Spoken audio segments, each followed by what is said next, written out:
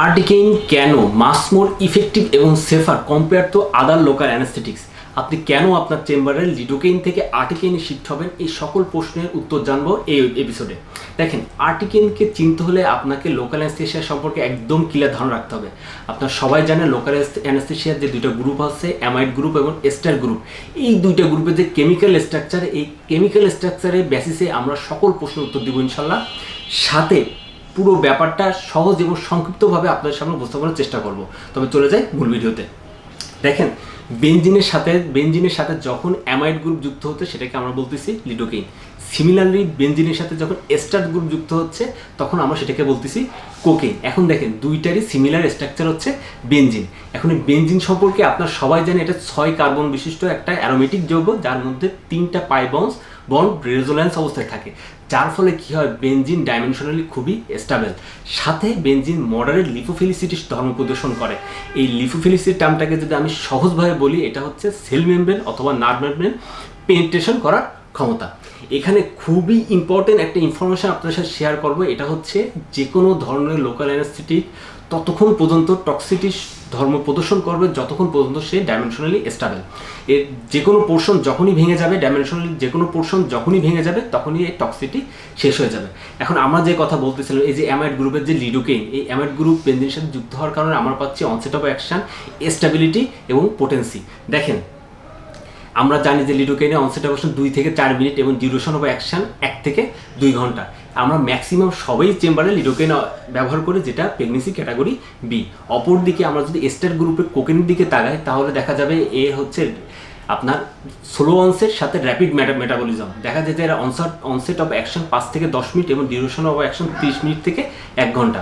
ঠিক আছে, আমরা কিছু নির্দিষ্ট ক্লিনিক্যাল কন্ডিশন ছাড়া আমরা সচরাচর কোকেন চেম্বারে ব্যবহার করি না। আরেকটা গুরুত্বপূর্ণ ইনফরমেশন হচ্ছে, এই যে অ্যামাইড গ্রুপ মেটাবলিজম হয় লিভারে, অপরদিকে এই এস্টার গ্রুপ মেটাবলিজম হয় হচ্ছে আপনার প্লাজমা স্টেয়ার্টে। এখন দেখুন, যেহেতু আমরা লিডোকেইন ব্যবহার করি, দেখেন সিভিয়ার হেপাটিক ইম্পেয়ারমেন্ট।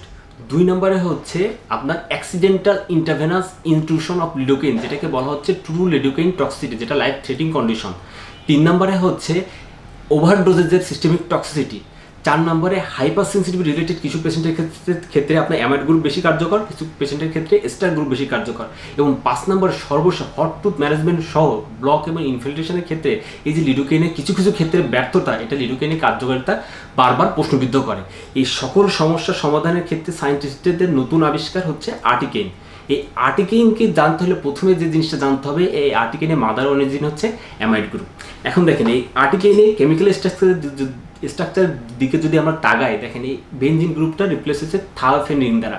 এই থায়োফেন রিং জিনিসটা কি, এটা আমি পরে বলতেছি। এখন দেখেন, থায়োফেন রিংয়ের সাথে আগে যেহেতু এটা অ্যামাইড গ্রুপ, সাথে অ্যামাইড পোর্শন আছে, আর সাথে এক্সট্রা যোগ হয়েছে এস্টার গ্রুপ। তাহলে কি দাঁড়াচ্ছে, থায়োফেন রিংয়ের সাথে বোথ অ্যামাইড গ্রুপ এবং এস্টার গ্রুপ, যে কারণে আর্টিকেইনকে বলা হচ্ছে আপনার হাইব্রিড লোকাল অ্যানেস্থেটিক। এখন দেখেন, এই যে বেনজিন এবং থায়োফেন রিংয়ের সাথে যদি আমি যে কম্পারিজনটা আপনার সামনে তুলে ধরি, বেনজিনের ক্ষেত্রে 6 কার্বন বিশিষ্ট অনুচ্ছেদ আপনারা সবাই জানেন। থায়োফেনের ক্ষেত্রে হয়েছে যে একটা কার্বন সালফার দ্বারা রিপ্লেস হয়েছে। ঠিক আছে, এখন সম্ভবত যে প্রশ্নটা আসে, কেন সালফার? ঠিক আছে, এই প্রশ্নের উত্তর পেতে গেলে আমাদের যেতে হবে পিরিয়ডিক টেবিলে। পিরিয়ডিক টেবিলে আপনারা সবাই জানেন কার্বন হচ্ছে দ্বিতীয় পর্যায়ের মূল্য এবং সালফার হচ্ছে তৃতীয় পর্যায়ের মূল্য। সম্ভবত সালফারের ইলেকট্রোনেগেটিভিটি এবং পোলারিটি অ্যাক্টিভিটি বেশি, যার ফলে আপনারা সবাই জানেন যে হচ্ছে বেনজিন ডাইমেনশনালি স্টেবল ছিল আর থায়োফেন রিং হচ্ছে ডাইমেনশনালি আনস্টেবল। এটা হচ্ছে 1 নম্বর আমাদের বেনিফিট। 2 নম্বর বেনিফিট হচ্ছে সালফারের পোলারিটি বেশি থাকার কারণে এর নার্ভ মেমব্রেন, সেল মেমব্রেন এবং বোনি পেনিট্রেশন করার ক্ষমতা এর এক্সেলেন্ট লেভেলে বেড়ে গেছে, যেটা আমাদের লিডোকেইনের ক্ষেত্রে আমাদের ল্যাকিং ছিল। এটা এক্সেলেন্টভাবে ওভারকাম করছে। দেখেন, ব্যাপারটা হচ্ছে অনেক বড় ভাস্ট। ঠিক আছে, আমি একদম টু দা পয়েন্ট আপনাদের সামনে বলার চেষ্টা করতেছি। এখন দেখেন, অ্যামাইড গ্রুপের কাজটা কি? তাহলে এই থায়োফেন রিংয়ের সাথে অ্যামাইড গ্রুপ আমাদের দিচ্ছে অনসেট অফ অ্যাকশন, পোটেন্সি এবং ডিউরেবিলিটি। ঠিক আছে, অপর দিকে আপনার যে এস্টার গ্রুপ ছিল, এ দিচ্ছে rapid metabolism with early clearance. ঠিক আছে, এখন এই পুরো ব্যাপারটা যদি আমি এক লাইনের ভিতরে বলি, তাহলে আমাকে বলতে হবে হচ্ছে rapid onset, excellent efficacy, ফাস্টার clearance with lower systemic toxicity. এখন এই ব্যাপারটা যদি আমি ক্লিনিক্যাল অ্যাডভান্টেজের সাইড থেকে বলি, আমাদের অনসেট অফ আর্টিকেইনের ক্ষেত্রে অনসেট অফ অ্যাকশন হয়ে গেছে 1 থেকে 2 মিনিট। ঠিক আছে, ডিউরেশন অফ অ্যাকশন হয়ে গেছে আমাদের 1 থেকে 3 ঘন্টা উইথ লোয়ার সিস্টেমিক টক্সিটি। আপনারা সবাই জানেন ইউরোপ এবং আমেরিকা অনেক আগেই আপনার আর্টিকেনে শিফট হয়ে গেছে, ঠিক আছে। এখন ডোজ রিলেটেড আমি যদি একটা কথাটা যদি বলি, এটা হচ্ছে 1 cartridge articaine equal to 2 cartridge lidocaine. তার মানে যেখানে আপনি 1 কার্টিজ লিডোকেইন ইউজ করতেন, সেখানে হাফ কার্টিজ আর্টিকেন ইউজ করলে আপনি সিমিলার অথবা তার থেকে বেশি ইফেক্টিভ কার্যকারিতা পাবেন। আর সাইড ইফেক্ট বা কন্ট্রা ইন্ডিকেশন যদি বলা হয়, এই হাইপার সেন্সিটিভিটি ছাড়া আসলে তেমন কোনো ওয়েল নোন এখনও কোনো কন্ট্রা ইন্ডিকেশন নাই। তো বলা হয়েছে 4 বছরের বেশি কম বাচ্চাদের ক্ষেত্রে এটা ব্যবহার করা যাবে না। আর সর্বশেষ একটা ইনফরমেশন আপনার সাথে শেয়ার করবো, সেটা হচ্ছে অ্যাক্সিডেন্টাল যদি আর্টিকেন ইন্টারভেনাস হয়ে যায়, আপনারা সবাই জানেন এটা rapid metabolism with early clearance হয়ে যায়।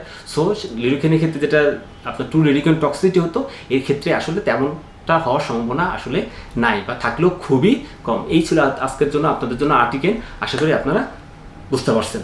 ধন্যবাদ।